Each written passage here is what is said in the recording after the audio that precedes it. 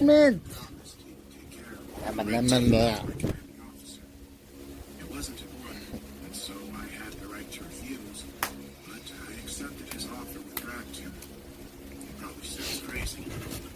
After all, I would sign up for a mystery operation run by a man with few, if any, moral scruples, and a very flexible with the law. But at the time, I was on a downward spiral with few prospects.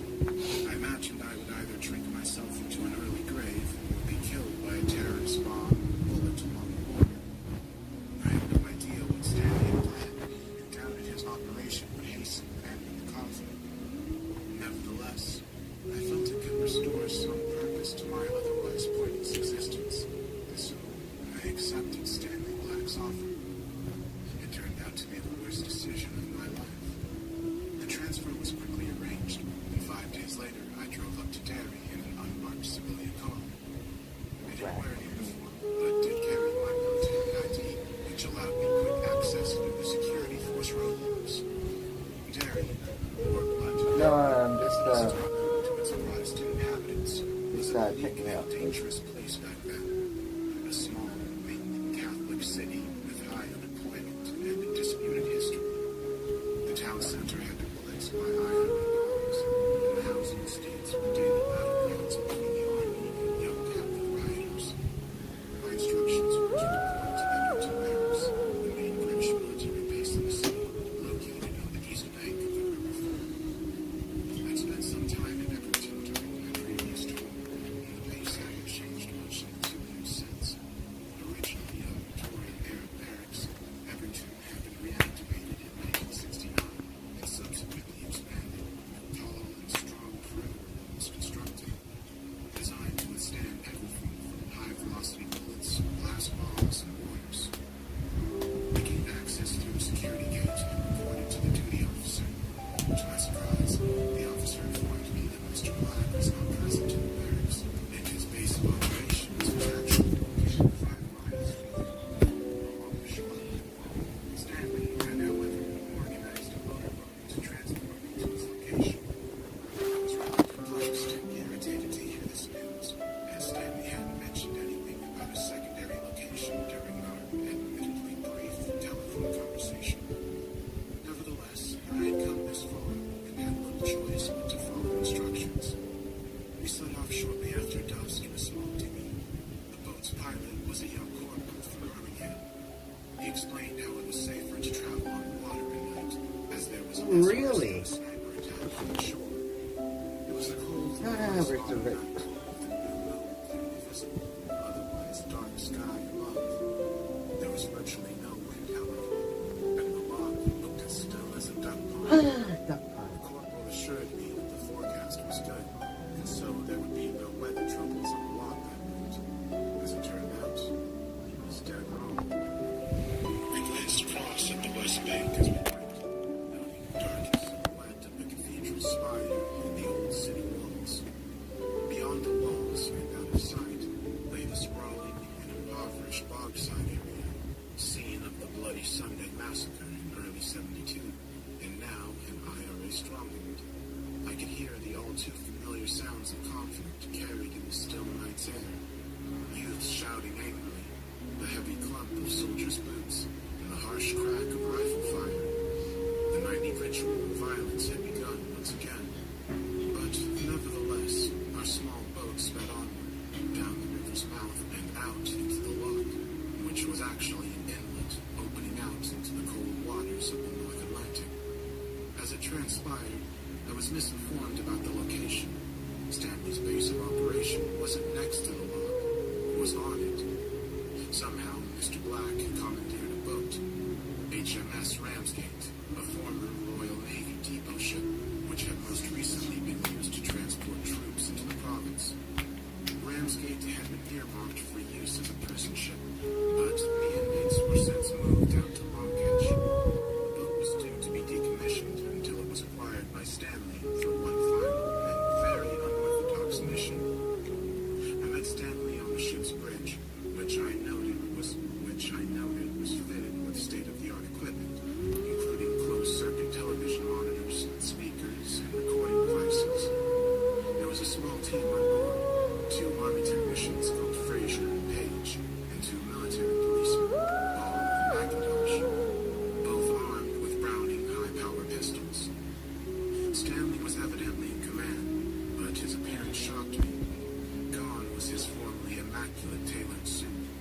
replaced by a soiled shirt with an open collar. His jawline was covered by a rough stubble, and his hair appeared greasy and unkempt. Stanley also smelled pretty bad, and I suspected he hadn't washed in several days.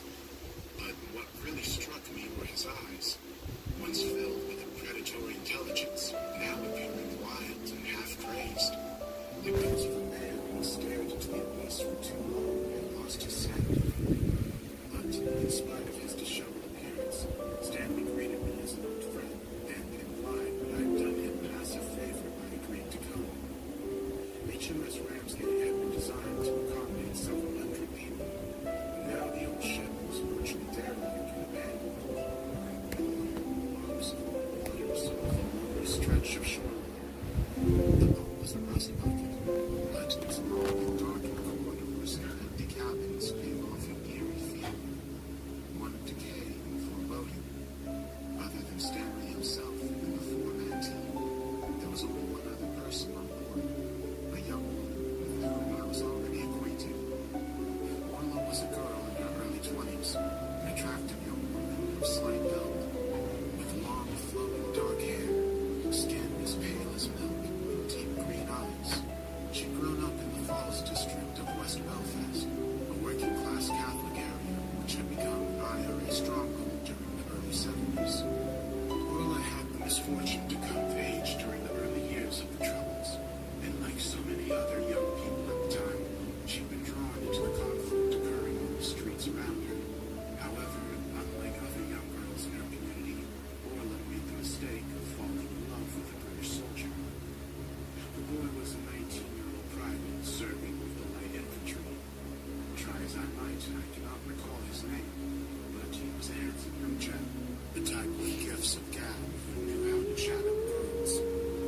I believe Orla met him at a community disco arranged by the Army during the so-called honeymoon period, when relations between the military and local community were still relatively cordial. Orla started seeing the young soldier, but they had to keep their relationship a secret as the situation soured and the locals turned against the Army. I don't know exactly what happened between them, but the upshot was that Orla's family and neighbors found out about her illicit love affair, and this caused her no end of trouble. One would have hoped the soldier would do the decent thing, but his tour ended and he returned to England and promptly broke off his relationship with a young Belfast girl. I believe he had a girlfriend back home the whole time. In any event, Orla was left to face the backlash alone, and even her family, who held pro-IRA sympathies, turned against her. Soon she was subjected to a brutal and humiliating punishment, being tied to a lamppost and tarred and feathered. This was how the IRA's female handled so-called collaborators such as Orla. Women who went with British soldiers. Once blood recovered from her injuries, she remained ostracized in her community, alone, without friends or family or any prospects. It was around this time that she first came to my attention. Orla got arrested for some minor offense, shoplifting or something like that. She got passed through the system, and my superior officer wanted to use her as an intelligence asset. I was appointed as Orla's handler. The truth was, she never provided us with much information. Snippets here and there, mostly of little use. But after hearing her story, I took sympathy on the poor girl, setting her up with a flat in a neutral area and keeping her on the active roster so she continued to receive a small stipend from the government. I lost contact with Orla after they transferred me to the border and was astonished and concerned to discover her involved with Stanley Black's mysterious operation. I stood on the ship's bridge, watching the young woman through the canvas as she sat alone in a cabin below deck. I noted the old-fashioned floral dress she wore, with a leather jacket draped over her shoulders, presumably to keep her warm. Her head was cast downward, and her dark hair covered most of her face as she smoked a cigarette, taking long drags as she pondered her grim situation. I reacted angrily at first, turning on Stanley and confronting him. Well, what the hell is she doing here? This young woman is no terrorist. You have no right to hold her. Stanley shrugged his shoulders dismissively before replying, because she was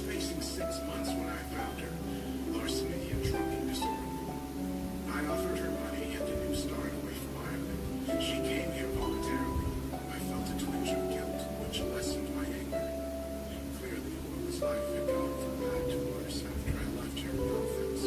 What do you intend to do with her? I asked sheepishly. Stanley didn't answer my question, at least not directly. Instead, he took a firm grasp of my arm and forced me to look into his wild, intense eyes. I need her. I need you to persuade her, to make sure she does as I say. This will go a lot more smoothly if the girl willingly cooperates. Suddenly, it all became clear. This is why Stanley had brought me up here. He needed me to get to Orla, to trick her into compliance so he could conduct whatever twisted experiments on her. I didn't know exactly what he planned at this stage. I suspected it was some sort of new interrogation tactic. During internment, we used 5 techniques to break the will of our prisoners. Later, this would be condemned as torture by the European Court of Human Rights. Officially, the British government no longer tortures prisoners, but in reality, our techniques have simply grown more sophisticated over the years, with men like Stanley Black pioneering new and unorthodox tactics. I should have refused, but to my eternal shame, I agreed to do what he asked. I went down to the cabin, held the frightened girl's hand, and told her everything was going to be fine, that all she needed to do was get through tonight, and that she'd be free to start a new life, forever leaving behind the brutal streets of Northern Ireland. She trusted me, but I fed her a pack of lies. I'll never forgive myself for what I did to her, nor should anyone else. I returned to the control room of the bridge, where the tension was building and Stanley's behavior became increasingly erratic. Shortly before the experiment began, he pulled me to one side, whispering in my ear to prevent the MPs and technicians from overhearing. I don't expect you to understand, my old friend. Not at first, anyway. I didn't believe it myself initially. I thought it was all superstitious nonsense, a means of tricking and frightening the thick Irish peasants. But the deeper I dug, the more I saw. I've witnessed things which cannot be explained by science. There are other realities beyond what we can see and comprehend, and entities which are not alive in the true sense of the word. They don't belong in our world, but they want to cross over into our reality, to latch on to the living. Their powers are immense, frightening to some, but if we are able to control these entities and bend them to our will, then the possibilities are limitless. I was literally left speechless. Was Stanley playing a sick joke on me? Nothing in his demeanor suggested so. The man looked deadly serious. He must have picked up on my discomfort, judging by his next question. You think I'm mad, don't you?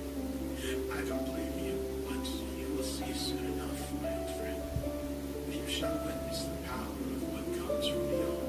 He patted me on the back, smiling faintly, before making his way back to the control station and barking orders at his technicians. Meanwhile, I just stood there, dumbstruck in a state of shock. Stanley was right about one thing. I didn't think he was mad. I believed that the extreme stresses of the job had broken him. Stanley had clearly suffered some sort of mental breakdown and come to believe in the paranoid fantasies his unbalanced mind had created. I realized that I should never have come to this place, but now I was here, and I needed to take action to shut this crazy operation down, to get Orla to safety and detain Stanley, by force if necessary. The 2 military policemen may be able to help if I could get them on side.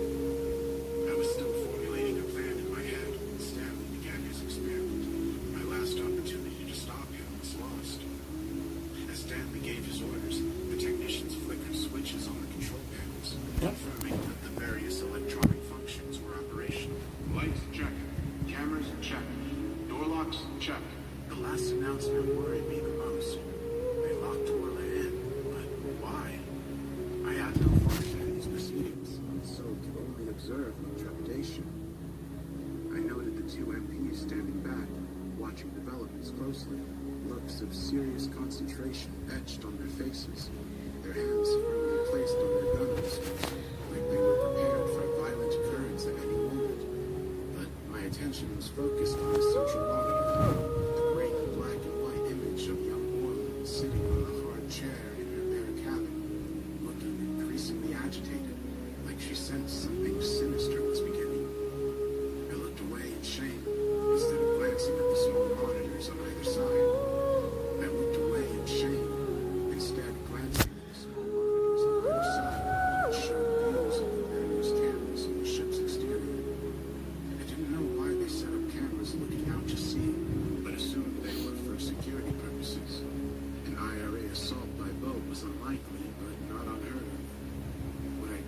news was how the previously calm waters were now becoming rather choppy as the nighttime winds picked up. This struck me as odd, since the forecast was for good weather throughout the night. I didn't think too much about it, however. With the preparations complete, Stanley lifted a microphone, which I soon discovered was linked to speakers hooked up in Orl's cabin, which at this stage was more of a prison cell. There was a sense of dreadful foreboding and control as we waited for Stanley to speak. I honestly had no idea what to expect. We were all astonished when Stanley began to sing. All these years later, I don't recall the exact words of the ballad.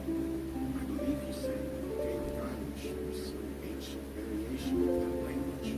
How Stanley had learned such a bizarre incantation, I'll never know.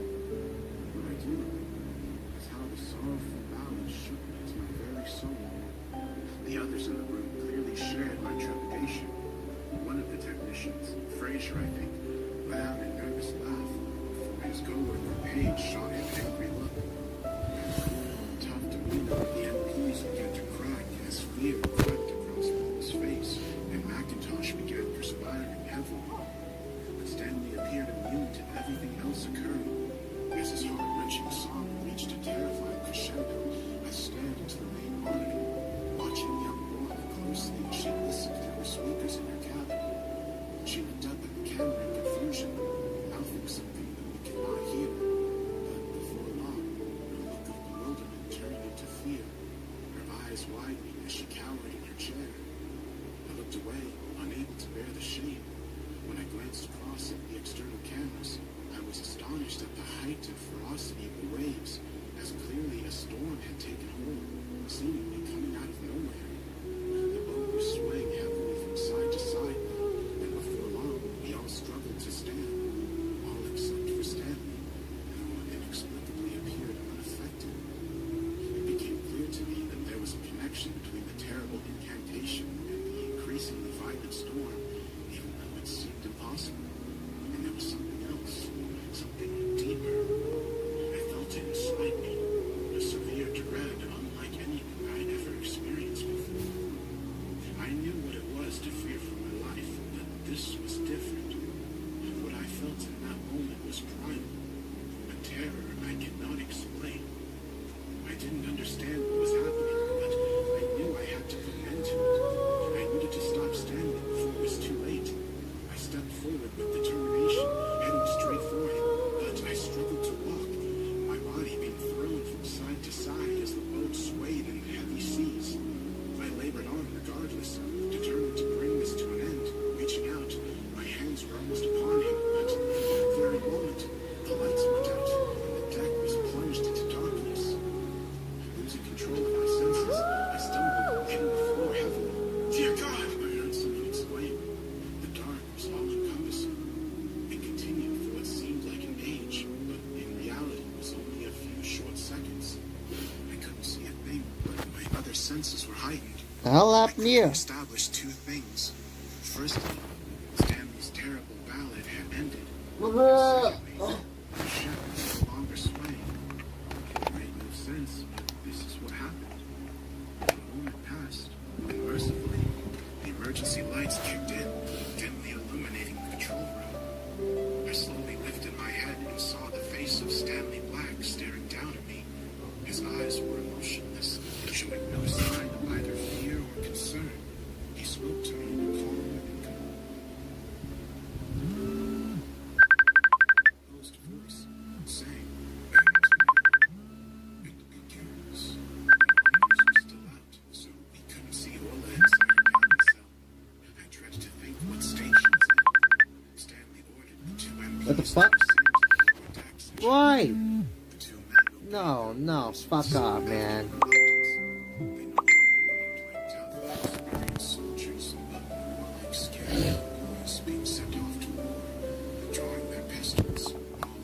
Yeah, literally cold.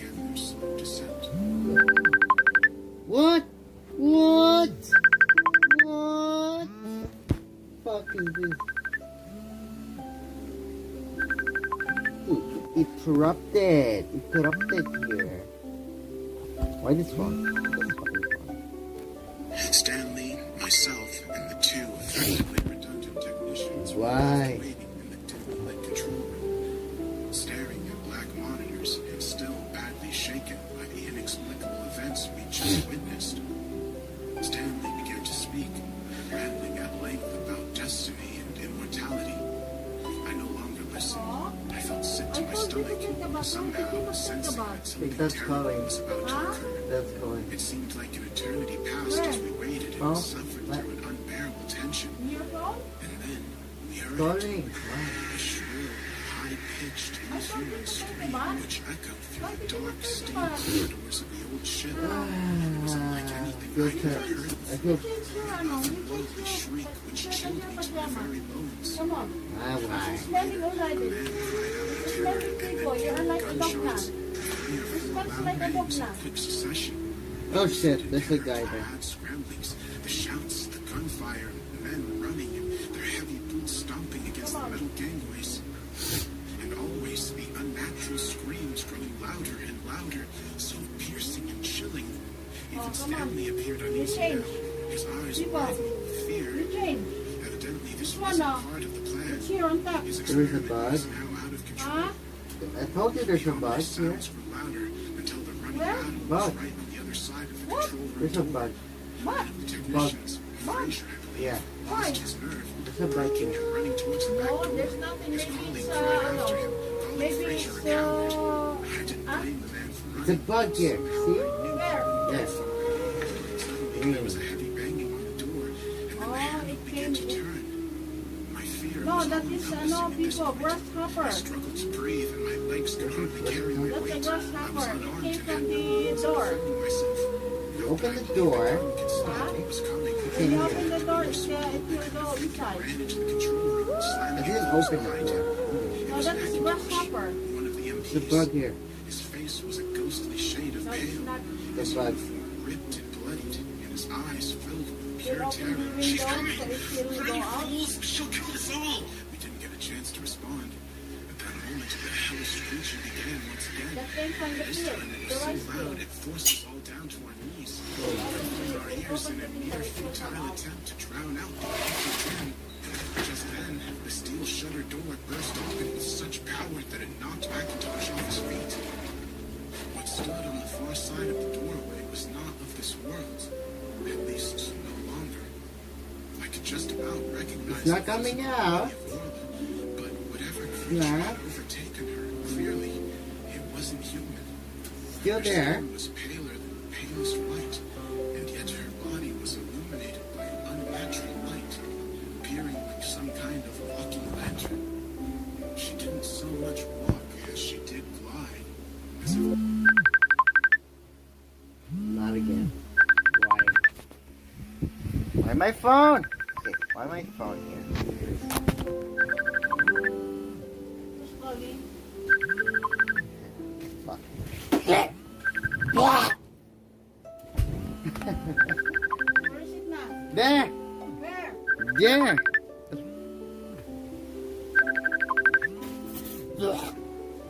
Is it out?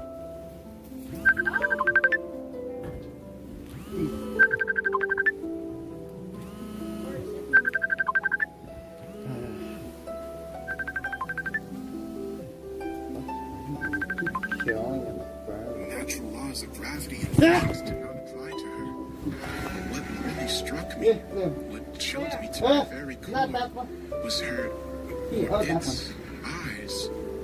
Gone were the sweet and innocent eyes of Orla, replaced by something dark, Where is it? black, and demonic, shark-like and predatory in their nature.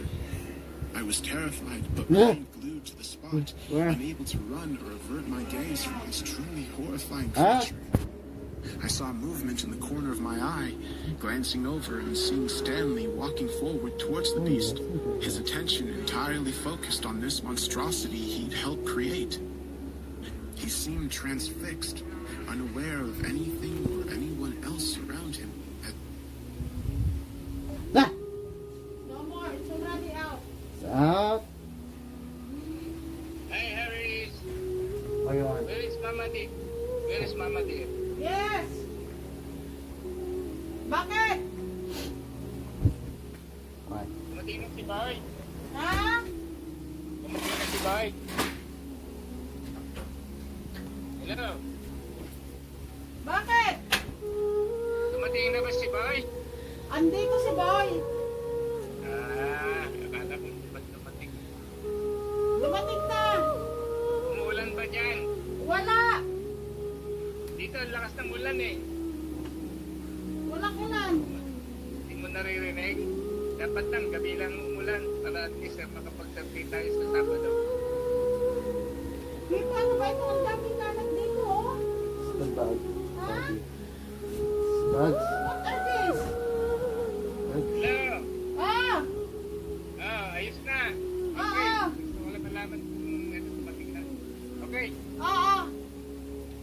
Sige, okay. Okay.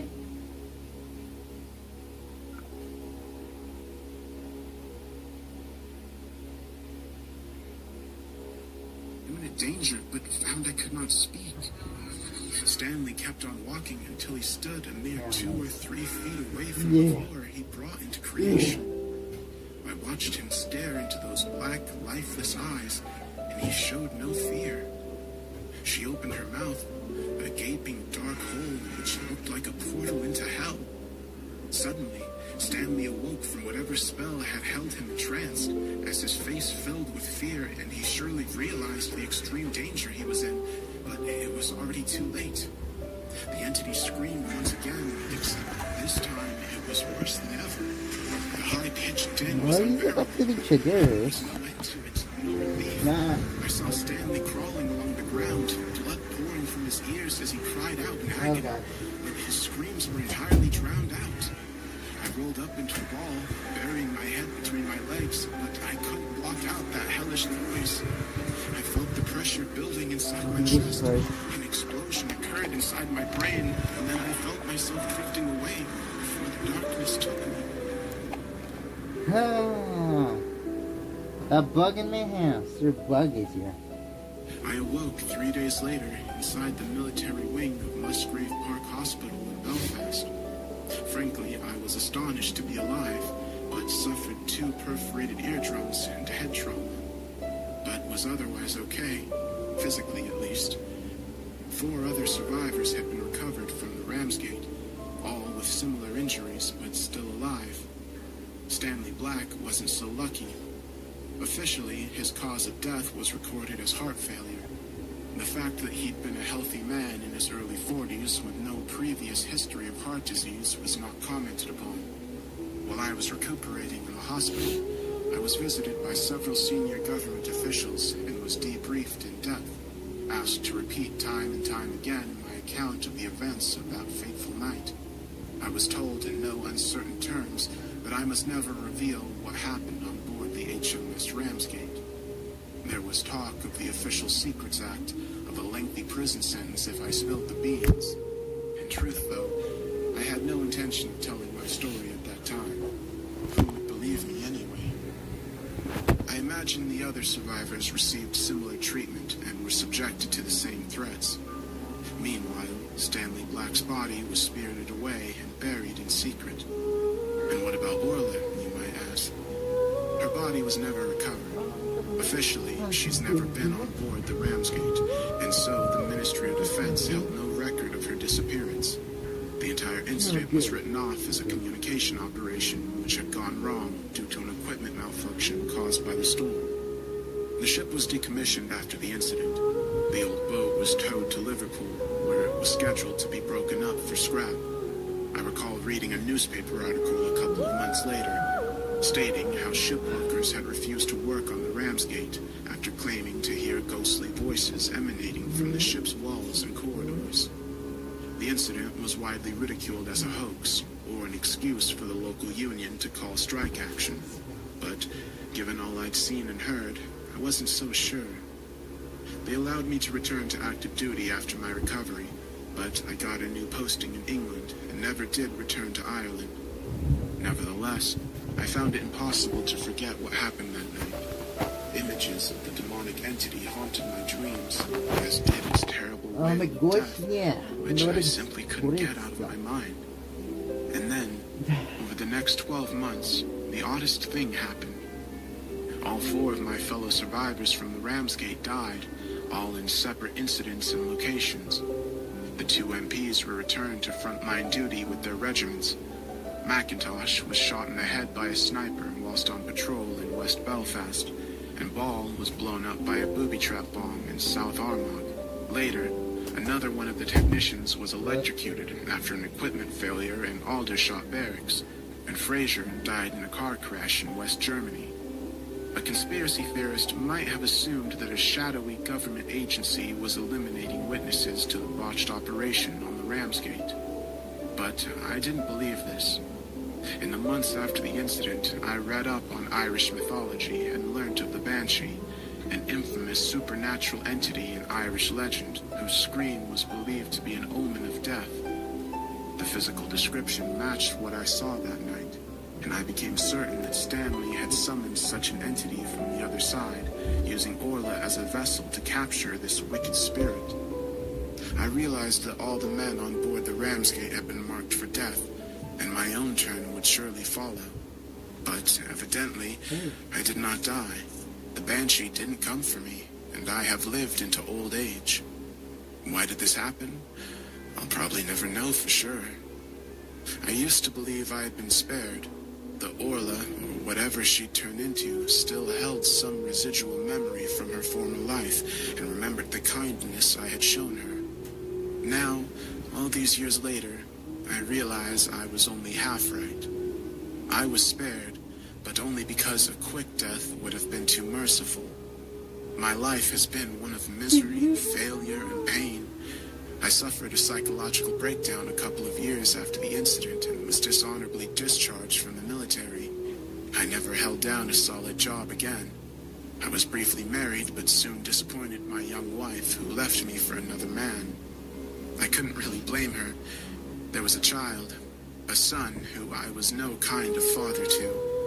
We became estranged, and I haven't seen him in 20 years. Eventually, I became addicted to alcohol and prescription drugs, and my health deteriorated. I've fought cancer on 3 different occasions, and now I'm an old man at death's door, slowly rotting away alone in a miserable nursing home. I realize now that Orla did this to me. She wanted me to suffer because I betrayed her. This awful life has been my punishment. But it's nearly over now. I can feel the cold hand of death creeping ever closer. When I sleep, I see her in my dreams. I can hear the banshees wail at night, growing ever louder. So, why have I decided to tell my story now, after all these years? You may think this is meant as an expose of the British dirty war in Ireland, or a warning to others to ensure they don't interfere with forces beyond our comprehension. In fact, neither is true. This is a confession. The war in Ireland is officially over now, the victims laid to rest, and differences largely settled. But for poor Orla, it will never end, because of what I did to her. Orla will never be free, never have peace.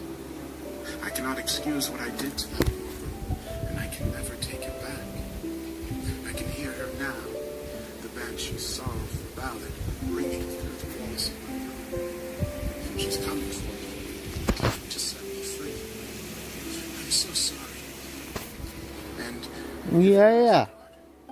may he have mercy on my sinful soul.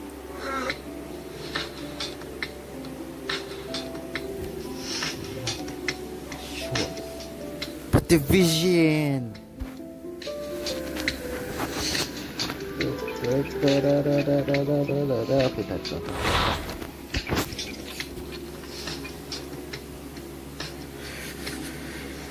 Tap, tap. Okay, tap it, tap, tap, tap, tap, tap. It was late in the afternoon when the professor and I took our way towards the east, whence I knew Jonathan was coming. Jonathan Harker has asked me to note this, as he says he is hardly equal to the...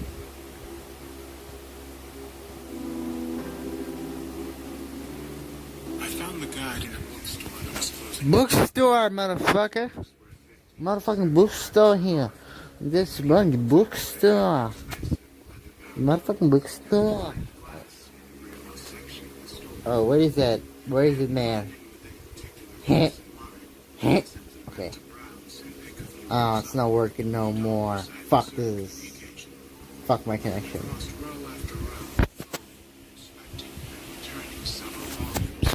Nothing too interesting that I hadn't already read, owned, or planned on reading in some other, more preferable fashion. There were some Never other mind. shoppers, You most probably appearing to be casual readers or first-year students. There's a college not too far from the bookstore. The shop owner and his assistant were visibly melancholy, so I smiled warmly upon arriving and made efforts not to cross their paths. I doubt it's only me. I figured that my tactful patronage of the store was better than any fumbling words I could offer. I made a few rounds of the store. It wasn't a large place by any means. Jesus Christ. Okay, I will be paranoid as fuck here. Mackin, Blackwood, Lovecraft, Bierce, Stone. Paranoid is... Satisfied with my haul, I made my way towards the register at the front, but stopped short when I saw the assistant wheeling out a cart on which sat some particularly old-looking books. The single pricing sign listing them all as being 90% off. Immediately attracted by the discount alone, I asked her if I could take a look at the books, and she happily obliged. She left me with the cart and went over towards a group of shoppers down an aisle. Most were first or second editions of books by authors I had much interest in, but whose values were inarguable. And I felt sorry that the owners hadn't the means or time to sell these books more appropriately priced. My eyes scanned the withered and warped spines, reading the titles with a casual literary appreciation, but finding nothing of relevance to my somewhat specific interests. I had almost left the cart when I spotted, on the second steel shelf, a book that seemed of an extremely advanced age. Armored in dust, with the spinal lettering faded, ashen. I withdrew it carefully, so that the row on which it sat did not totter. The book was averagely sized, though oddly heavy, and, as I had initially observed, was of an age much older than its leather-bound companion. Fuck? Upon brushing away the dust, I saw with no small shock the title read, How to Survive the Harrowing of 2021. The letter, once relieved of its ashen coating, glimmered faintly in gold, and was styled in a pseudo-cursive But... beautifully across the faded crimson cover. There were no other designs or markings. What the vision? Bizarre title, whose message seemed in a What the vision? What? No authorship had been assigned to the book either, and this immediately inspired the idea that the book itself was some sort of joke, a thing made to appear severely aged. What's the vision? No time to lose. What's the vision? What is this? Time to market it.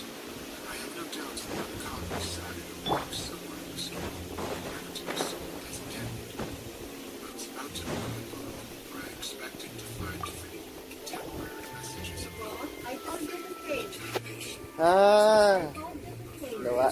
Not now. Then that. That's your ano oh. That's the pajama and the t-shirt. Come on. Come on. How Come loose? on. You're smelling people. You're smelling. I'll do tomorrow. No. Do it now. Change. I'll do tomorrow. Change. conscious thought of my own thought emotion had been immediate and incontestable. A fear mounted within me, swelling almost to the point of actual dread. I considered unceremoniously tossing the book onto the cart and leaving.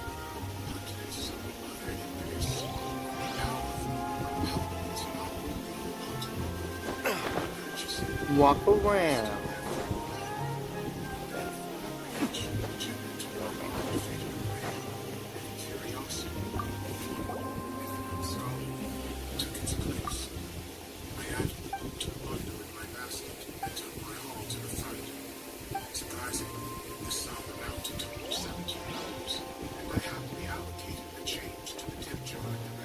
But the vision. As if I'd thrown in double the amount I brought and wished me happy.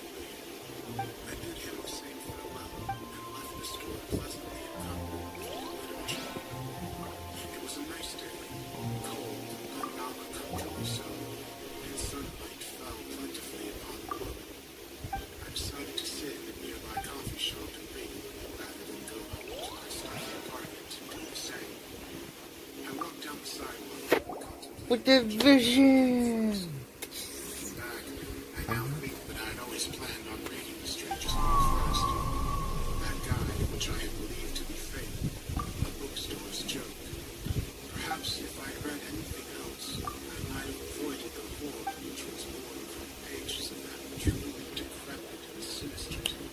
With the vision. I sat at a table nearest the window for optimal sunlight, ordered a cup of Earl Grey tea, a freshly baked oatmeal cookie, just one, they were quite large, and laid the contents of my bag out onto the table.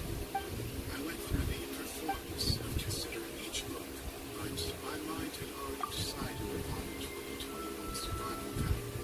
I stacked the other books nearby to my left, cleared a space to my right for my food and drink, and placed the book leading before me. In the brief time that had elapsed, I'd forgotten the intense feeling of apprehension that had come to me first considered opening the book. When I reached for the crimson cover, the feeling again returned, albeit to a lesser extent. This time, curiosity prevailed, and I endured the unsettling sensation of gently opening the book. I was taken back by what I saw on the very first page.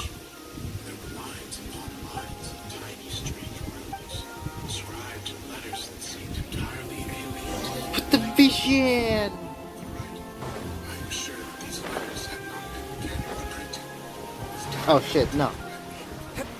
Absolutely sanguine against the thick and dyed yellow paper. The spacing, placement, and script were all immaculate, despite my certainty that a hand of some nature had written the words. I was nonetheless amazed at the immaculate. But the vision. My eyes scanned the first page several times, and yet to like But the vision.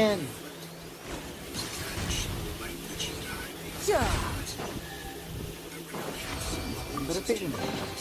Now I just need to get my hands on the rest.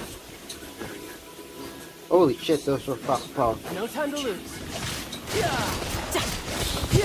Brace yourself. This is gonna hurt.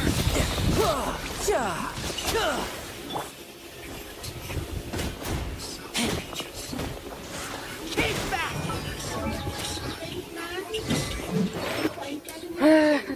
Not now, not now. No, come on. Please, no. Not now.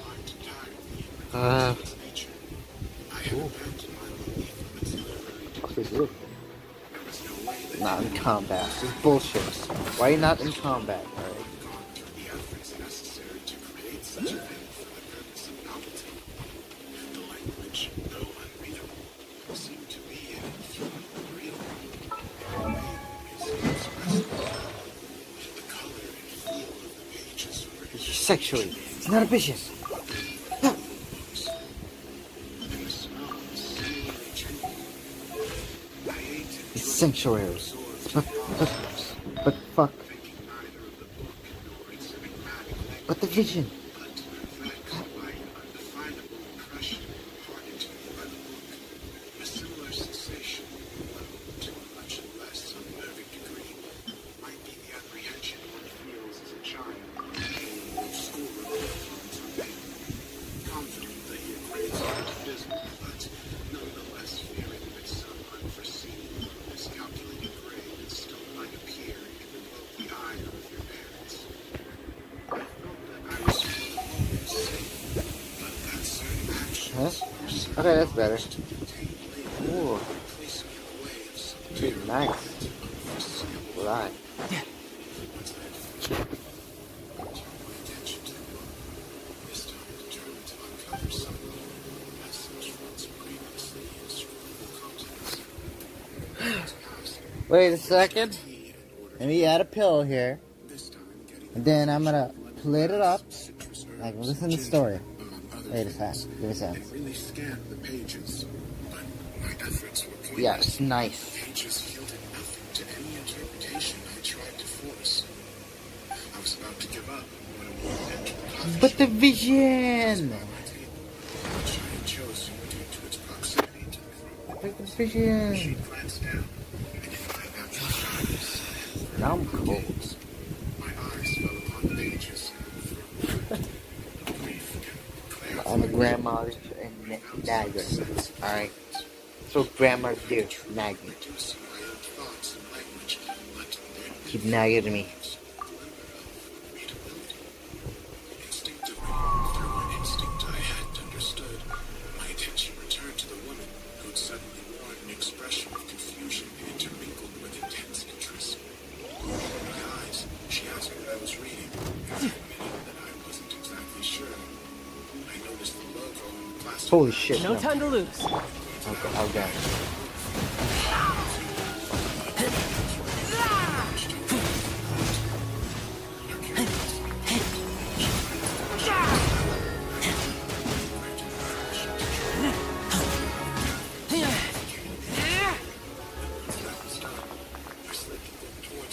But the vision. Empty chest. Good. Pages. Confusion and excitement illuminated her green eyes, and her mouth twitched, as if the lips were attempting to read along, but hadn't any basis upon which to form the unreadable words. A few seconds of this passed, and she sighed in defeat. I laughed, commenting on my own inability to decipher a single word of the thing. It wasn't until I had glanced back to the book that the sudden sensation of literacy returned. For a moment, my eyes and her eyes rested upon the same The line. fuck happened? I realized excitement. The descriptions written in by two persons. She must have to make a mistake because she turned to me. Door.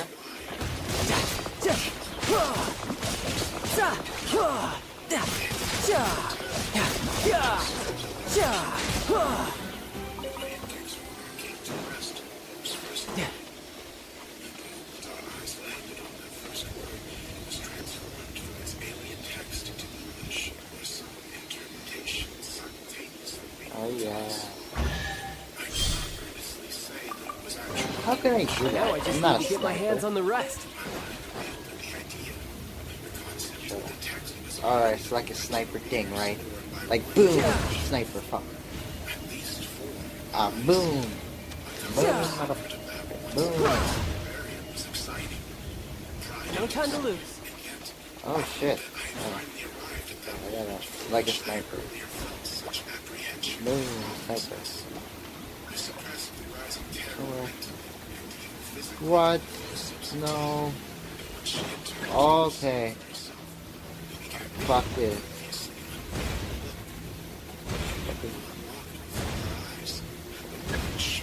What? Okay, it's much easier. Thank God. Tidal wave. Oh yeah. Oh, fuck yeah.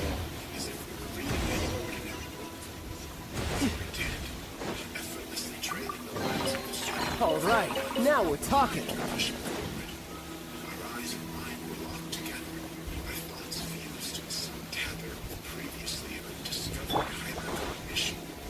We read as one, interpreted as one, thought as one, and the sensation was absolutely incredible, though entirely indescribable, at least in the language with which I composed this account. Pages flew by, and I'm sure that to onlookers we might have appeared very strange. Our heads practically touching, our eyes moving along with equal pacing as if choreographed. In what couldn't have been more than 15 minutes, we had reached the middle of the thick book, and by this time, I had felt the indefatigable return of that monstrous horror. The things we had read up to that point were nightmarish, unrepeatable, and though our eyes had easily discerned the words and our minds clearly understood the meaning, our human mouths had been woefully inadequate for the vocalization of the ultra-alien text. It took considerable effort to do so, but I pried my eyes away from the words, and they immediately resumed their inscrutable arrangement in the corners and corners of my eye. My reading partner sighed, and exhaustion and terror clear upon her face. I glanced around, not really to see if we'd been watched, but just to keep my eyes away from her. What's supposed to do here? Artifact. 24 fluent speed. Definitely gonna put increase. Charge attack. What the fuck? Charge attack? What is this then? sa side here. Regardless of how black-hearted, whatever wish upon the species to which he belonged, the only world he knew to be home. And there was still Charge another attack. half to read through. She looked at the book, then to me, and her eyes clouded. Has 0 stamina. 10 seconds. This is bullshit. It's the most bullshit thing I've ever seen in my life. By my own feelings, I wanted, almost yearned to continue on, to read the rest of that darkly prescient tome. The page page. No. My God, come on. Oh, don't force me. Yeah. Look it. You have to. Page. Come on. Paragraphs incomplete. I closed the book. And as You're mine. the table beside me, she smiled. Spiritual frenzy. Together, in silence, we finished our tea. Both our minds Tidal wave. reconciled. Bring it on. Patience and painful. Not bad. Not bad at all. Yeah. No time to lose. I discerned a sliver of crimson light from the book. My heart seemed to irreverse. What is that? My chest felt tight as I realized that the glowing lines Yeah. were supernatural. Keeping the place where we had left off. Yeah. I did not point this out to my partner, who had regained a bit of composure and sanity. Yeah. Hiding as best as possible my distress, I backed to my bed and stepped left out of the Yeah. chair to beneath the table. I will not repeat in detail Yeah. anything I read. I will not subject anyone to the horrific process. Yeah. How can I not hit that? How can I? Fuck. How was gonna pop? Yeah, I hit it. Yeah, I hit it. Boom. Boom. Boom. There we go. Yeah, chest. This woman and I have now befriended as people, shared a traumatic incident and are often bonded. We needed to read the book together to decipher its contents. Sincerely, if we are to survive the coming How year, can I get up there? we, humanity as a whole, must band together. Yep. Intellectually, emotionally, perhaps spiritually. Otherwise, we cannot hope to combat the horrors which will descend upon us from the unmapped tracks of time and space, which will emerge from the molten depths of our own planet, and quite possibly arise from the lumbering, legendary human ranks. No. Our strength must be I need skirmish. I have skirmish, but I don't know how to use it. I hope you enjoyed this story. If I wanted to, I don't want to. I've started a podcast which is called Mostly Radio. I'll be using it to upload the stories that I narrate, as well as collections of new content. You'll find specific stories that I'll be uploading. Oh yeah. Such as like Things in the Woods, which is a video I made here on YouTube that has like 6 or 7 nature-themed stories. I'll be doing that from now on my podcast. So I'll upload an episode of Okay. videos. No. Big stories and stuff like that. I hate that. If you like to check it out, I'll post a link to it in the comment in the description. If you like the video and want to help out the channel, make sure to like and share the video. Yeah, that's it. Have a good one.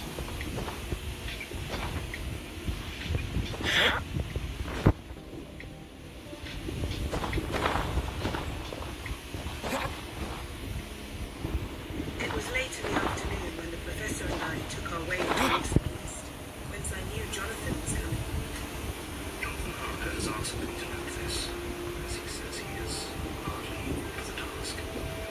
He wants an exact record again. We'll need more where that came from. I have read your brochure. Strange and terrible as it is true. I will pledge my life on it.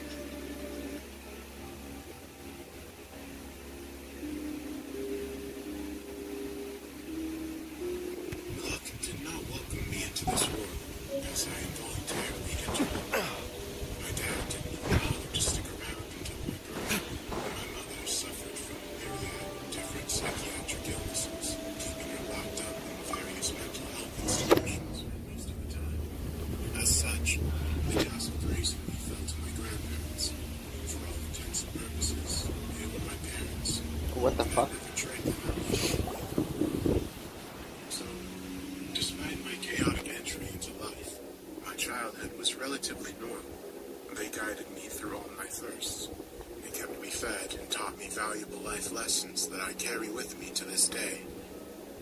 house was typically what you'd expect from any grandparent.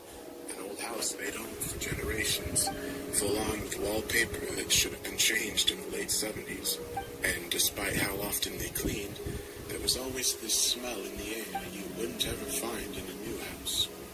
Still, that was all I'd ever known, and I loved. Wait.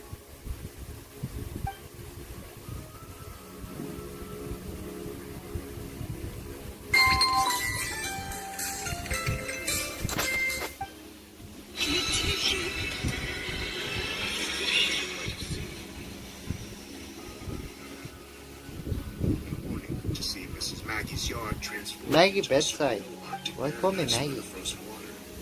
Every other yard stood sterilized and dry by the biting frost of winter's cold. But right there in the middle of the bleak reminder of the savagery of the season was an oasis of beautiful ice hanging like stalactites from every branch, every tree, and every leaf of every bush. As the sun rose, it reflected off, and each piece of ice splintered the sun into a rainbow that would only be viewed briefly before blinding you.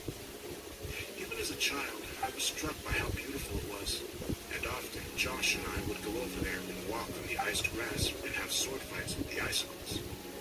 I once asked Mom why she left it on like that.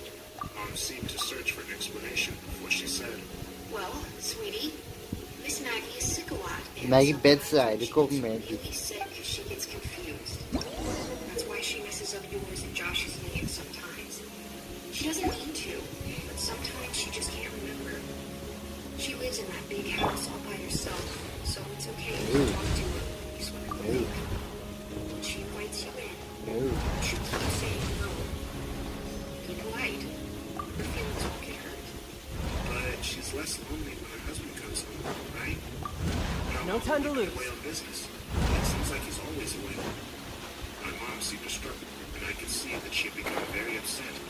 Finally, she answered, Honey, Tom's not living at home. Tom's in heaven. He died years and years ago. Mrs. Maggie doesn't remember. No time to lose. She gets confused and forgets. Tom's not in Yeah. Yeah. If someone moved back in with her, she might even think it was Tom. But he's gone, sweetie. I would have only been around 5 or 6 when she told me that. And while I didn't understand it completely, No. I was still profoundly sad for Mrs. Maggie. I know now that Mrs. Maggie had Alzheimer's. She and her husband Tom had 2 sons, Chris and John. The two Margaret worked out bedside, call me to Maggie. utility companies and paid for Mrs. Maggie's water and electricity. And they would never visit her. I don't know if something Ouch. happened between them, or if it was an illness, or if they just lived too far away. They never came around. I have no idea what they looked like. Yeah. There were times when Mrs. Maggie must have thought that Josh and I looked like they did when they were children.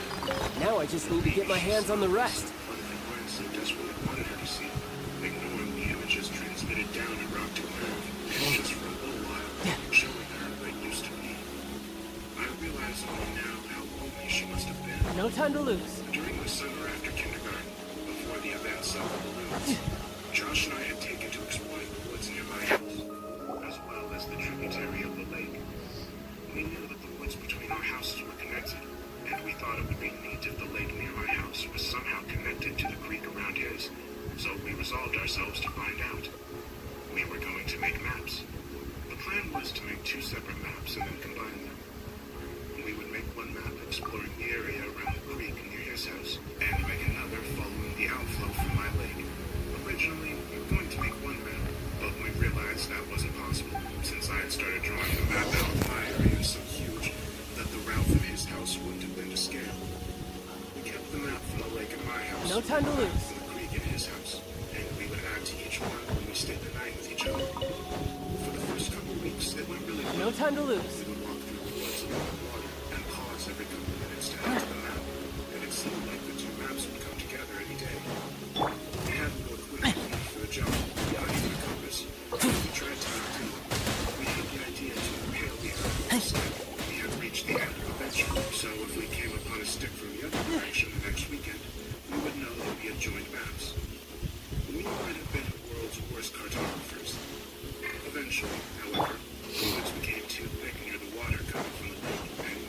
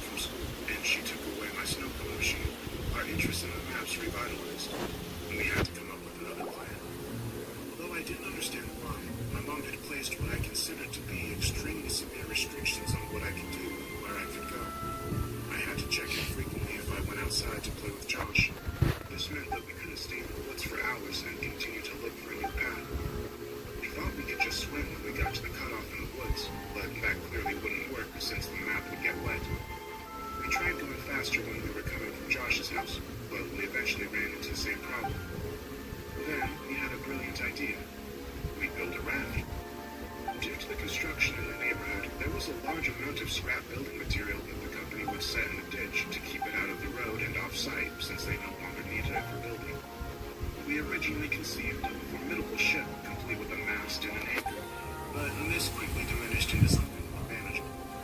We set aside the wood and took several large pieces of styrofoam that were backed with foam board and tied them together with rope and kite string.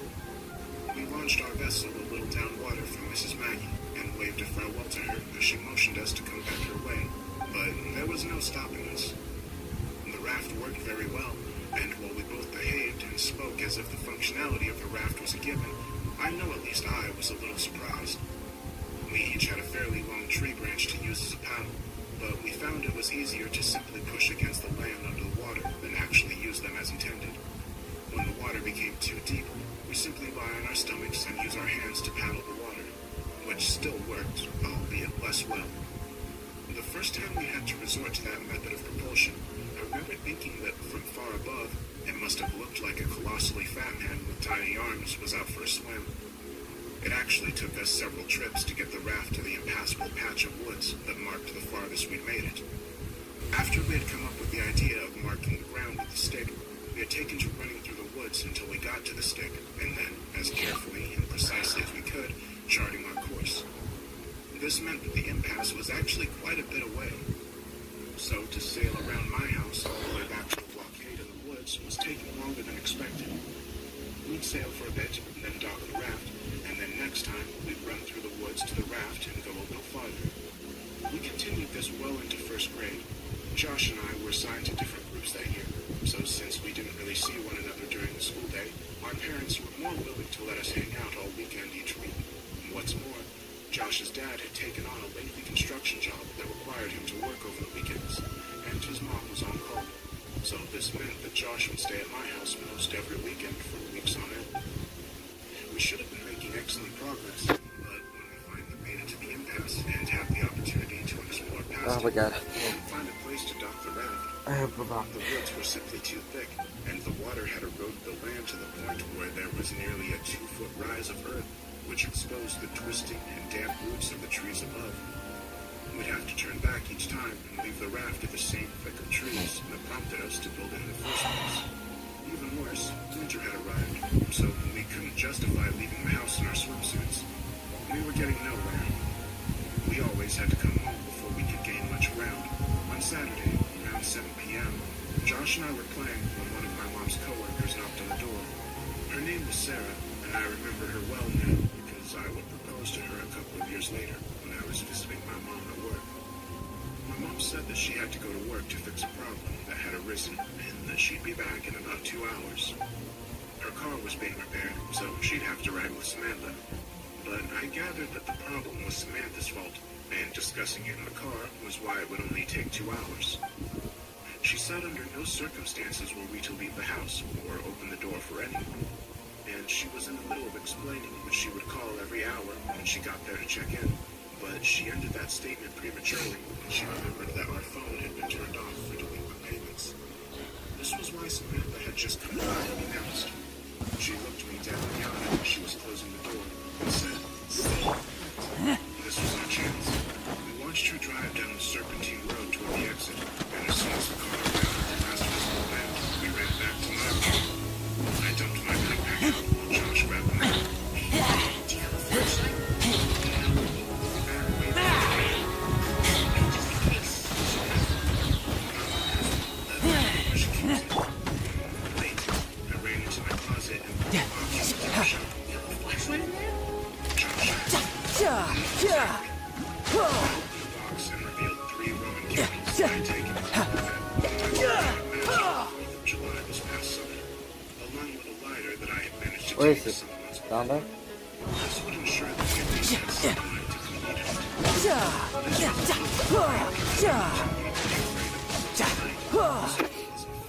completed our search for a light source, only practicality. We threw it in the backpack and bolted out of the door, making sure to close it so boxes wouldn't get out. We had 1 hour and 50 minutes. We ran through the woods as fast as we could and made it to the raft in about 15 minutes.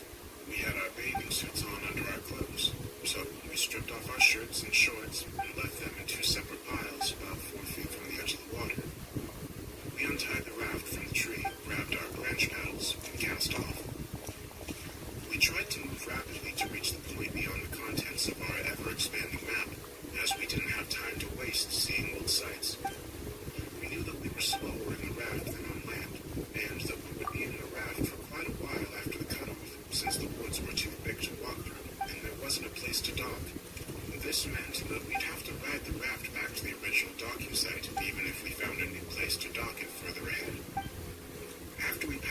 last charted part of our map, the water began to get really deep, and eventually we could no longer touch the bottom with our tree branches, so we lay on our stomachs and paddled with our hands. It was getting dark, and as a result, it was becoming harder to distinguish the trees from one another, and we were both becoming slightly unnerved. In the interest of making good time, we were paddling fast with our arms, but this caused a lot of noise as our hands repeatedly confronted and then broke through the water's surface tension. During these periods, we both could hear crunching of dead leaves and the snapping of fallen sticks in the woods to our right. As we would slow our pace and quiet our actions, the rustling of the woods would cease, and we began to wonder if it was really there at all. We didn't know what kind of animals resided this far into the woods, but we did know what we didn't wish to find out. As Josh amended the map that I was illuminating with the light, we were suddenly confronted with the fact that the sounds were not imagined. Rapidly and rhythmically we heard. It seemed to be moving slightly away from us, pushing through the woods just beyond our map. It had become too dark to see. We had misjudged how long the sun would linger. Nervously, I called out, "Hello?" There was a brief moment of breathless tension as we lay static in the water. The silence was suddenly broken by laughter. Hello? Hello, Mr. Monster in the Woods. I know you're sneaking around, but maybe you'll answer to my hello. Hello? I realized how stupid it was. Whatever animal it was, it wouldn't respond. I hadn't even realized I'd said it until afterwards, but if anything was actually there, I obviously wouldn't get a reply. Josh continued. Hello? "Hello?" I countered in as deep a baritone as I could manage. Hello there, mate. Hello, people. We continued mocking each other, and were in the process of turning the raft around to head back when we heard, "Hello," as if it were powered by the last breath of a pair of deflating lungs. But it didn't sound sickly. It had come from the spot just off the map, which now sat behind us since we turned the raft around. I slowly shifted on the raft and faced the direction of the sound as I fumbled with the Roman candle. I wanted to see. What are you doing? But I had already lit it. As the sparking fuse sunk into the wrapper, I held it toward the sky. I never actually shot one of these myself, and thought it was just like a little flare in the movies. A glowing green orb rocketed out towards the stars, and then quickly extinguished. I lowered my arm more toward the horizon. I could remember that there were several colors, but I couldn't remember how many times one of these fired before being depleted. A second ball of red light burst out and fizzled above the trees, but I saw nothing. Let's just go, man. Josh pressed as he turned to face the direction back home and began paddling desperately. "Just one more." Lowering my arm directly at the woods in front of me, another red ball of fire was launched from the tube. It traveled straight ahead until it collided with the tree, briefly exploding the light in a much greater diameter. Still nothing. I dropped the firework in the water and watched as one more struggling fireball burst free, only to quickly die, suffocated by the water. As we began paddling in the direction towards my house, we heard a loud and unconcealed rustling in the woods. The breaking of branches and the trampling of fallen leaves overpowered the sound of our splashing. It was running. In our panic, we jolted the raft too violently, and I felt one of the ropes under my chest loosen. "Josh, be careful!" But it was too late. Our raft was breaking. Before too long, it had completely fallen apart. We each held on to two separate pieces of styrofoam, but the pieces weren't big enough to keep us completely afloat, and our legs dangled beneath us in the winter water. "Josh, quick!" I yelled as I pointed at the water right next to him. He scrambled, but it was too cold to move quickly, and we both watched as the map floated away. I'm cold, man. Josh shuddered dejectedly. Let's get out of the water. We approached the shore, but each time we attempted to pull ourselves up, we heard the frantic rustling thundering toward us from the woods just above. Eventually, we were too cold and weak to even try anymore. Steadily, we kicked our legs and found ourselves nearing the dock. We toppled off the debris and tried to pull it on land, but Josh's piece slid away and floated in the direction of the lake. We took off our swimsuits, desperate to get into dry clothes to shield us from the biting chill of the air. I slipped my shorts, but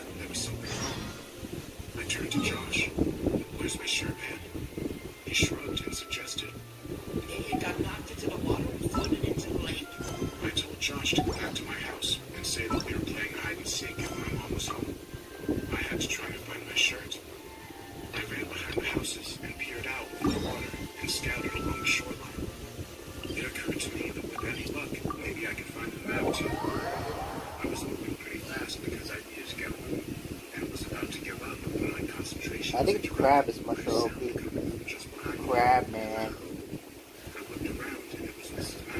Make it bedside.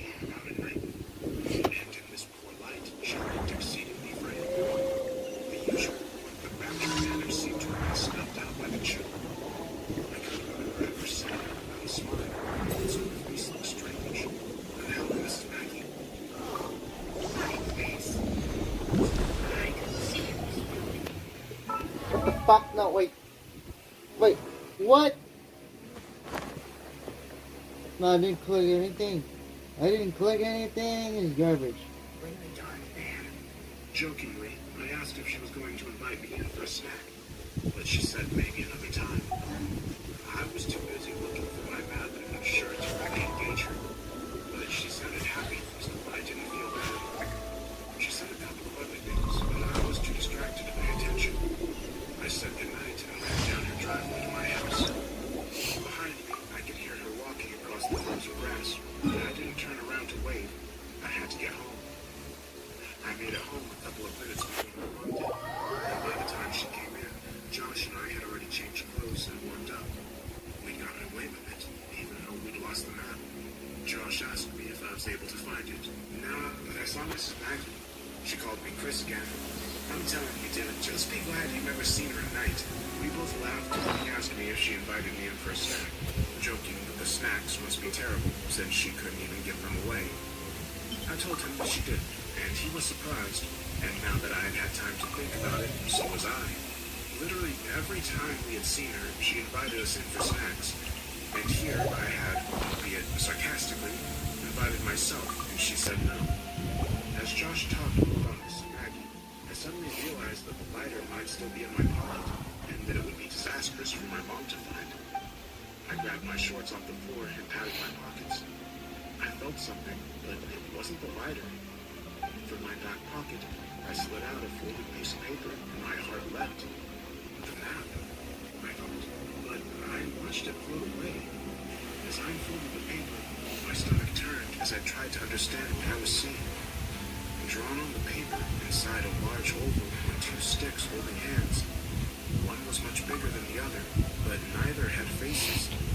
The paper was torn, so part of it was missing, and there was a number written near the top right corner. It was either 15 or 60. I nervously handed Josh the paper and asked him if he had put it in my pocket at some point, but he scoffed at the idea and asked why I was so upset. I pointed toward the smaller stick figure and what was written next to it. It was my initials. I shook it off and told Josh the rest of the conversation between Miss Maggie and I. I had always attributed the odd exchange to her being sick until revisiting the events in my mind all these years later. As I think about it now, the feeling of profound sadness for Mrs. Maggie returns, but it is augmented by the looming feeling of despair when I think about why she said maybe another time.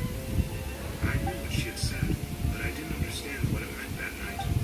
I didn't understand what her words had meant weeks later when I watched men in strange, huge biohazard suits carry what I thought were black bags full of garbage out of her house, or why the whole neighborhood smelled like death that day. I didn't understand why they condemned the house and boarded it up a little while before we moved away. But I understand now. I understand why her last words to me were so important, even if neither she nor I realized it at the time. Miss Maggie had told me that night that Tom had come home, but I know now who really moved in, just as I know why I never saw her body brought out in a stretcher. The bags were filled with garbage.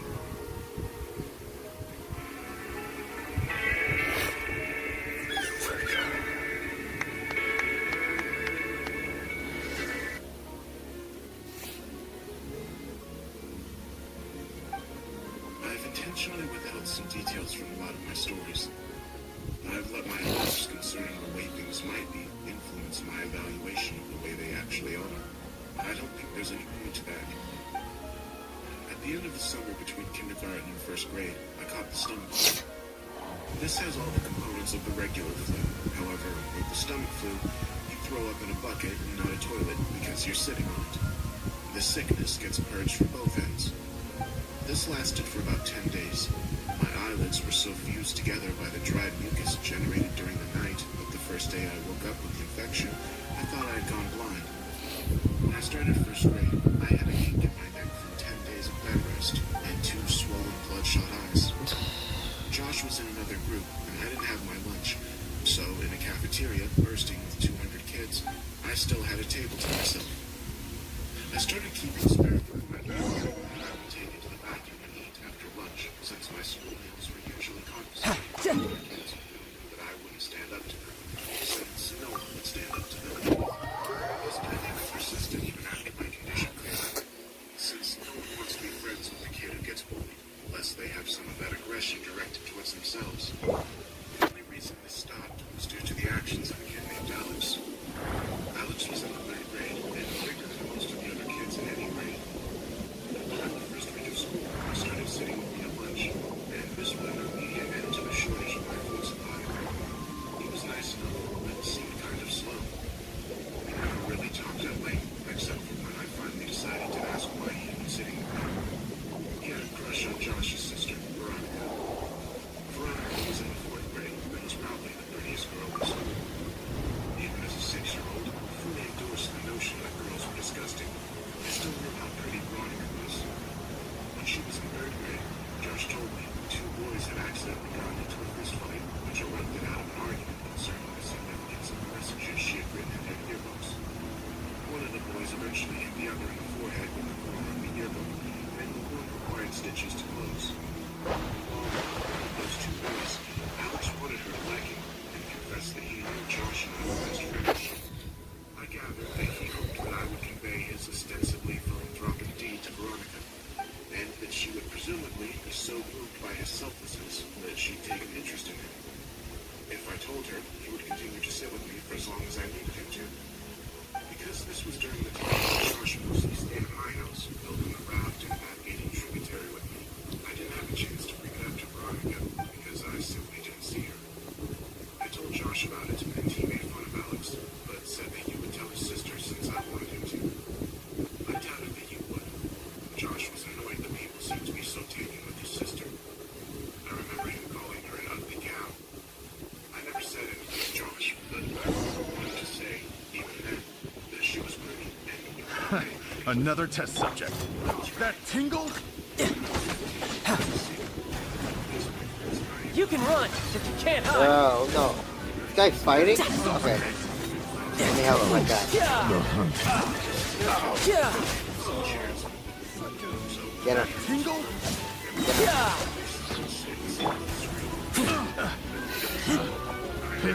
Get him. The wrong test I'll subject. push you in it. Right. Boom. Get him.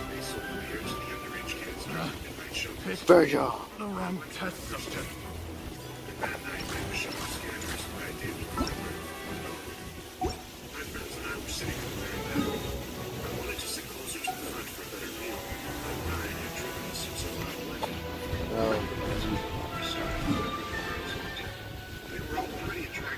Hey. Well, let me take a screenshot. Yeah, Virgil, get the fuck out of here. Riptide.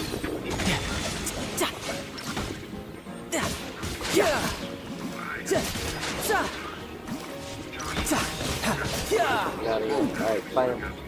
Fight him. Fight him. Huh? Okay, get him. Get him. Yeah, yeah, you get him. But that feeling would quickly subside, and my eyes would return to her. She really was beautiful, just like I thought she'd be when I was a kid. When the credits started to roll, my friends got up and left. There was only one exit, and they didn't want to be trapped waiting for the crowd to clear. I lingered in hopes of catching Veronica's attention. As she and her friends walked by, I took a chance. Hey, Veronica. She turned towards me, looking a little startled. Yeah? I got out of my seat and stepped a little into the light coming from the open door. It's me, Josh's old friend from way back. How have you been? Oh my god, hey! It's been so long! She motioned her friends that she'd be out in a second. Yeah, a few years at least. Not since the last time I stayed over with Josh. How is he anyway? Oh, that's right. I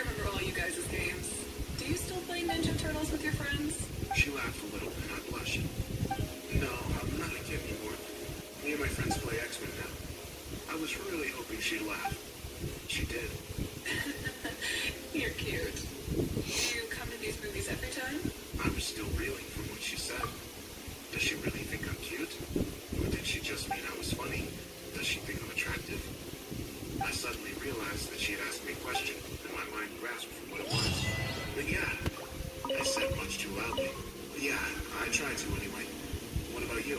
I come every now and then. My boyfriend didn't like these movies, but we just broke up, so I plan on coming from now on. I was trying to be casual, but failed. Oh, well, that's cool. Not that you guys broke up, just that you're able to come here often. She laughed again. I tried to recover. So, are you coming the week after next? They're supposed to show Day of the Dead. It's really cool. Yeah, I'll be here.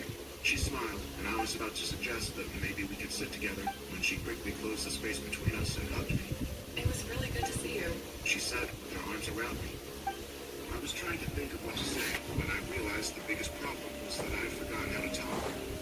Luckily, Ryan, who I could hear approaching me from the hallway, came in and spoke for me. Dude, I know the movie's over, right? Let's get the fuck out of here. Oh, yeah. Veronica let go and said that she'd see me next time. She was played out of the room by horn music Ryan was making for his friend. I was furious, but it dissipated as soon as I heard Veronica laugh. Day of the Dead couldn't come soon enough.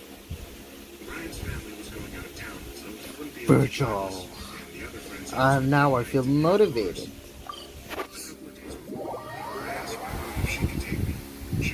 I've been there before. I always take the chest. She picked up on the desperation in my voice. She asked why I wanted to go so badly since I had seen the movie before. And I hesitated before saying that I was hoping to see a girl there. She smiled and asked playfully if she knew the girl, and I reluctantly told her it was Veronica. The smile disappeared from her face, and she coldly said, No. I decided that I would call Veronica to see if she could pick me up. I had no idea if she still lived at home, but it was worth a try. But then I realized that Josh might answer. I haven't talked to him in almost 3 years, and if he answered, I obviously couldn't ask to talk to his sister. I felt guilty for calling to speak with Veronica and not Josh. 1, 2, room 14, my favorite number. Room. I picked up the phone and dialed the number that was still embedded in my muscle memory from having dialed it so often those years ago. It rang several times before someone picked up. Please, not a 5-star. Alright. I beg you. I beg you. Please. I will fuck my next one, thank God. Can I get a 4-star character? I got Barbara. Barbara. I repeated the number back to her, and she confirmed. She said that they must have changed their number, and I agreed.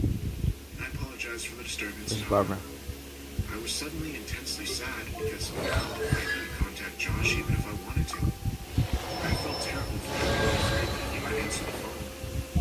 He'd been my very best friend. I realized that the only way I could get back in touch with him was through Veronica. So now, not that I needed one, I had another reason to see her. I told my mom the day before the movie that I was no longer concerned with going, but was hoping she could drop me off at my friend Chris's house. She relented and dropped me off that Saturday a couple of hours before the movie. My plan was to walk from his house to the theater, since he only lived about a half-mile away.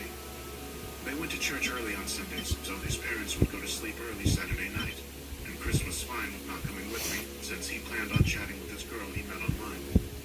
He said that the walk back to his house would be even lonelier after she laughed in my face when I tried to kiss her, and I told him not to electrocute himself when he tried to have sex with his computer. I left his house at 11:15. I tried to pace myself so I'd get there just before the movie.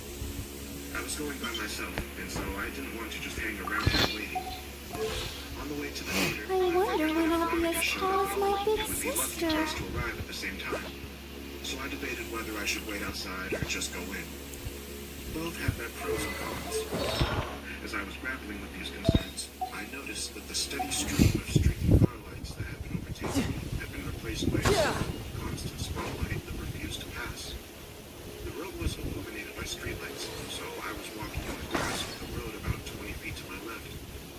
I stepped a little more to my right and craned my neck over my left shoulder to see what was behind me. A car had Are these stopped about Barbara? 10 feet behind me. All I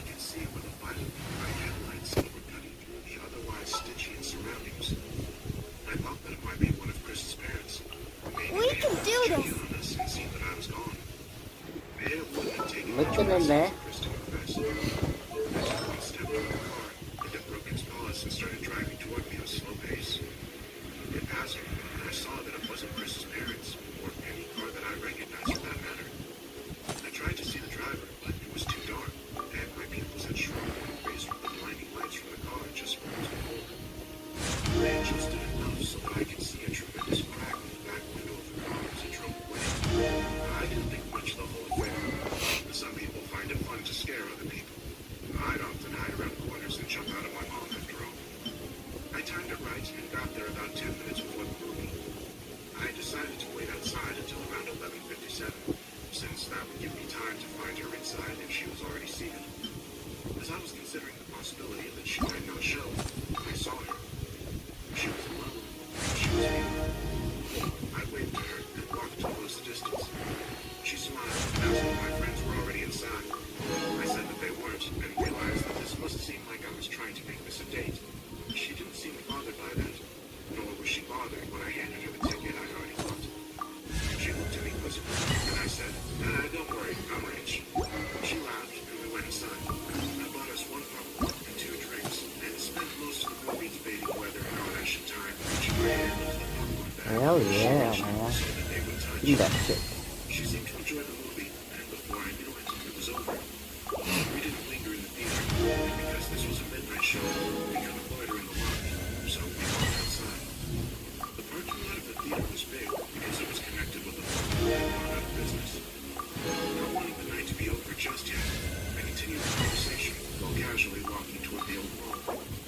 As we were about to round the corner and leave the theater out of sight, I looked back and saw that the car wasn't the only one left in the parking lot. I wonder when I'll be as tall as my big sister. Immediate uneasiness turned to understanding. That makes a lot of sense. The driver of that car was here and must I don't have any healers. That's why. injecting a real horror into the life of a horror fan seemed like an obvious move. We walked around the mall and talked about the movie. I told her that I thought Day of the Dead was better than Dawn of the Dead. What? She refused to agree. No fucking way, man. When I called her old number and about the dilemma about who would answer the phone. She didn't find it as funny as I did, but she took my phone and put her number in. She commented that it might be the worst cell phone she's ever seen. Her evaluation wasn't rescinded when I told her I couldn't even receive pictures on it. I called her so she'd have my number and she programmed it. She told me Ways to the wicked!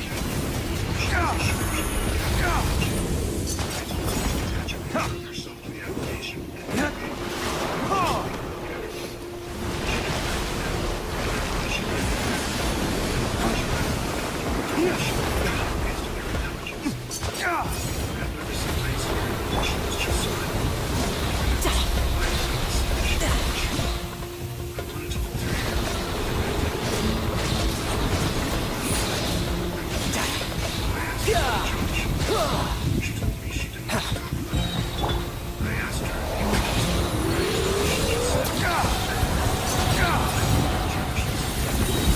Flames!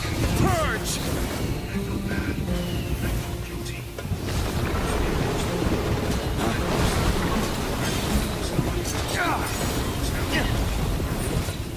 She asked me if I needed a ride.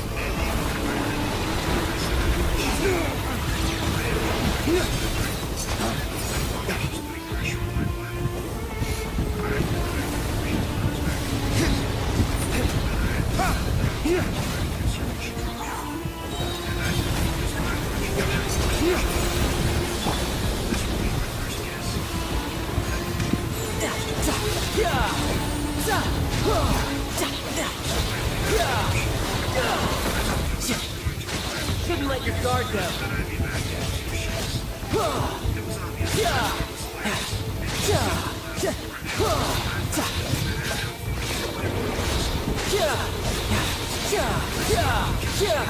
I asked her if Josh ever told her that and she said that he had. But I said it was nothing. Josh was a really good friend. When I went to go behind the theater, I realized that there was a chain link fence extending off and running parallel to the walls of the building. Where I stood, she could still see me, and the fence seemed to stretch on endlessly.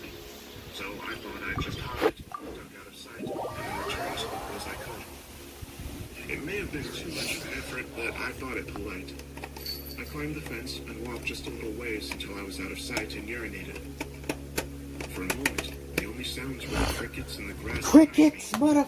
These sounds were overpowered by a noise that I can still hear when it's quiet, and there are no other noises to distract my ears. In the distance, I heard a faint screeching, which quickly subsided, only to be replaced with a cascade of thundering vibration. I realized quickly enough what it was. It was a car. The growling of the engine got louder, and then I thought, no, not louder, closer. As soon as I realized this, I started back toward the fence, but before I could get very far at all, I heard a brief, truncated scream, and the roar of an engine terminated in a deafening thud. I started running, but after only 2 or 3 steps, I was tripped by a loose piece of stone and fell hard and fast on the concrete, my head striking the corner of the chair as I fell. I was dazed for maybe 30 seconds, but the renewed rumbling of the engine drew my senses back, and my equilibrium was restored by adrenaline. I redoubled my efforts. I was worried that whoever had crashed the car might have asked Veronica. As I was climbing over the fence, I saw that there was still only one car in the parking lot. I didn't see any evidence of a crash. I thought that I might have misjudged its direction or proximity. As I ran towards Veronica's car, and as my orientation changed, I saw what the car had hit. My legs stopped working almost immediately. It was Veronica. Her car was sitting between us, and as I closed the distance and walked around it, she came forward. Her body was twisted and crumpled like a discarded figure meant to represent a catalog of things the human body cannot do. I could see the bone of her right shin cutting through her jeans, and her left arm was wrapped so hard around the back of her neck that her hand fell on her right breast. Her head was craned back, and her mouth hung widely open toward the sky. There was so much blood. As I looked at her, I actually found it hard to discern whether she was laying on her back. There are better ways to seek out. And this optical illusion made me feel sick. When you are confronted with something in the world that simply doesn't belong, your mind tries to convince itself that it is dreaming. And to that end, it provides you with that distant sense of all things moving slowly, as if through sound. In that moment, I honestly felt that I would wake up any minute. But I didn't wake up. I fumbled with my phone to call for help, but I had no signal. I could see Veronica's phone sticking out of what I thought was her front pocket. I had no choice. Trembling, I reached for the phone, and as I slid it out, she moved and grasped for air so violently that it seemed as if she were trying to breathe in the whole world. This startled me so much that I staggered back and fell onto the asphalt with her phone in my hand. Alright, cheap shit. She was trying to adjust her body to get into its natural position, but with every spasm and jerk, I could hear the cracking and grinding of her bones. Without thinking, I scrambled over to her, put my face over hers, and just said, "Veronica, don't move, okay? Just stay still. Don't move, Veronica, please, just don't move." I kept saying it, but the words started to fall apart as tears came streaming down my face. I opened her phone, and it still worked. It was still on the screen where she had saved my number, and when I saw that, I felt my heart break. I called 911 and waited with her, telling her that she would be okay. I felt guilty for lying to her every time I said it. When the sound of sirens tore through the air, she seemed to become more alert. She had remained conscious since I found her, but now more of the light was coming back into her eyes. Her brain was still protecting her from pain, though it looked as if it was finally allowing her to become aware that something was terribly wrong with her. Her eyes rolled over to mine, and her lips were Well, she was struggling, but I heard her.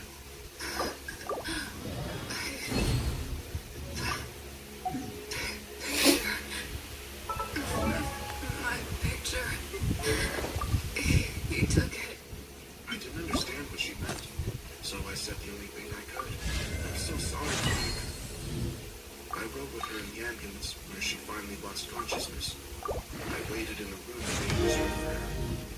I still had her phone, so I put it in her purse, and I called my mom from the hospital. It was about 4 a.m.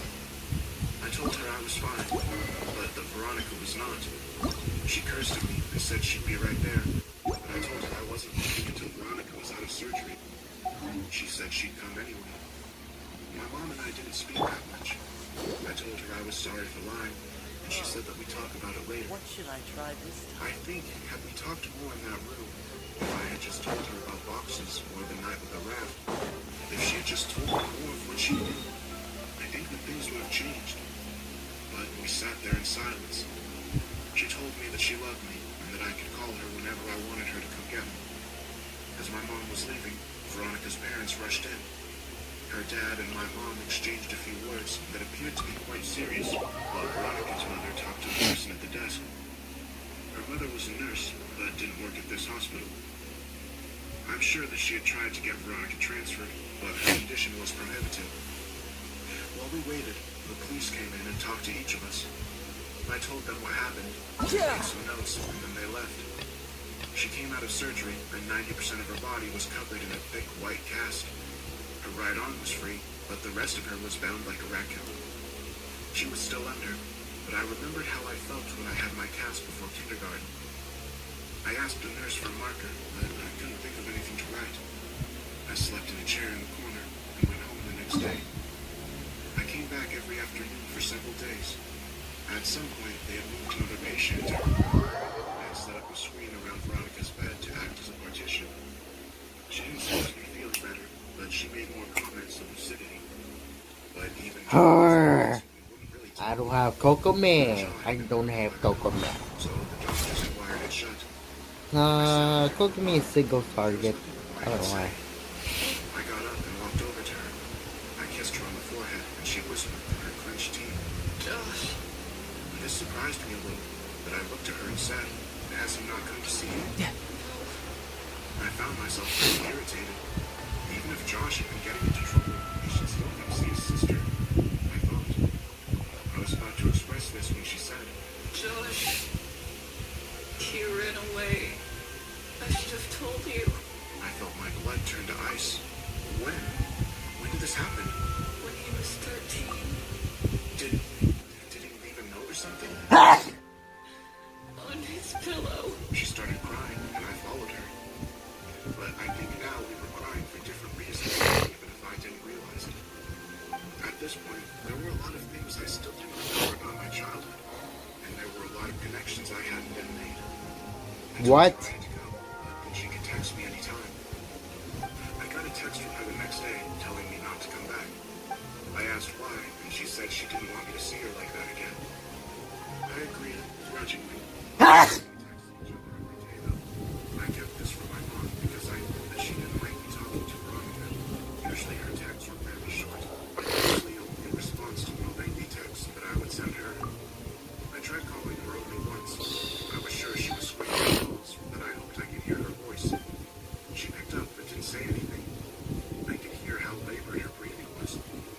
About a week after she told me not to come see her anymore, she sent me a text that simply read, "I love you." I was filled with so many different emotions, but I responded by expressing the most prevalent one. I replied, "I love you too." She said that she wanted to be with me, and that she couldn't wait until she could see me again. She told me that she had been released and was convalescing at her house. These exchanges carried on for several weeks, and every time I asked her to see her, she would say, "Soon." I kept insisting, and the following week she said that she thought she might be able to make it to the next Fortnite. I couldn't believe it, but she insisted that she would try.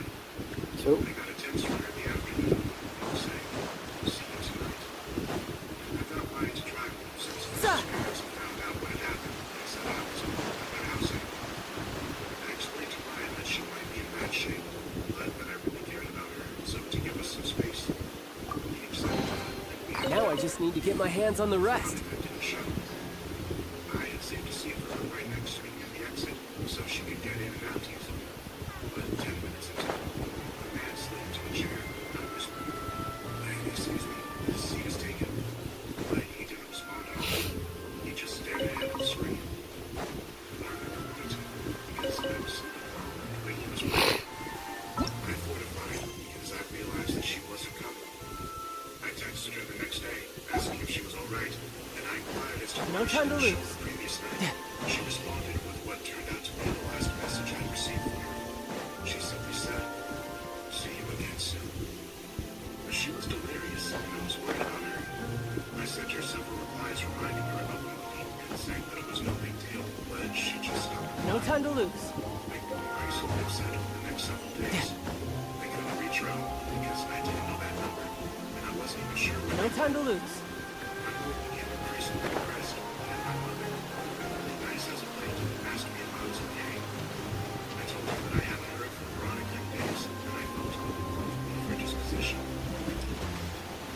She was supposed to meet me at the office yesterday.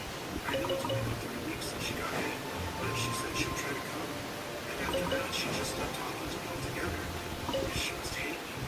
She looked confused. I could read on her face. She was trying to tell if my mind had something broken. I could get used to this. She saw that I hadn't. Her eyes began to water, and she pulled me towards her, embracing her. She was beginning to sob, but it seemed too intense a reaction to my problem. I had no reason to think that she particularly cared for Veronica. She drew in a shuddering breath and said something that still makes me nauseous even now. He's dead, sweetheart. Oh, God, I thought you knew. She died on the last day you visited her. Poor baby, she died weeks ago. She had completely broken down, but I knew it wasn't because of Veronica. I broke the embrace and staggered backwards. My mind was swimming. This was impossible. I had just exchanged messages with her yesterday. I could only think to ask one question, and it was probably the most trivial I could ask. Then why was her phone still on? She continued